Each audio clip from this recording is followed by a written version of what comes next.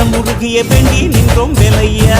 அழகு என்றாலே முருகன் தானையா, எங்க அழகு சுந்தரம் பாட்டு கேட்டு அருள் புரிவாயா. சேவல் கொடியுடன் சிரிக்கும் முருகையா, எங்க வாழ்க்கையில வெற்றி பொங்க தருவாயா.